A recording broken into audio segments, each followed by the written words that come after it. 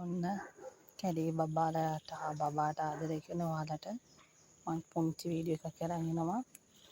ඔයාලා දන්නවනේ මේ ආසනීපේ ඉන්නේ කියලා නේද? ඉතින් අපි බෙහෙත් කරන ගමන් මට හිතුණා යාගේ පොඩි වීඩියෝ එකක් කරන්න.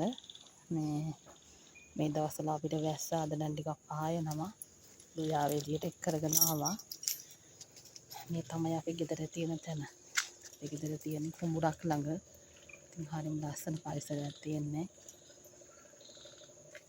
වෙනදා නම් ඉතින් මෙයා මෙහෙම ඉන්නේ නැහැ ඇත්තටම. වෙනදා යා ඉතින් මේ උදන් වලත් එක කඩාගෙන පනිනවා. ඉතින් මේ දැන් අසනීප හින්දා තමයි යාට මේක දාලා තියෙන්නේ.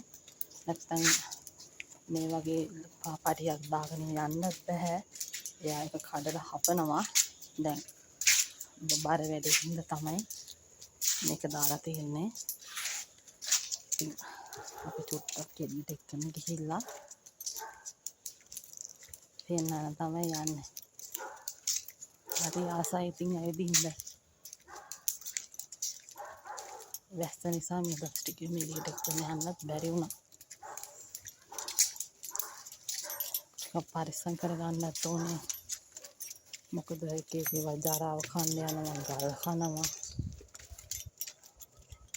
ඉතින් වගේ මෙයාව දැන් අතහැරලා දාන්නත් බෑ. පස්සේ මේ ඉන්නත් ඕනේ.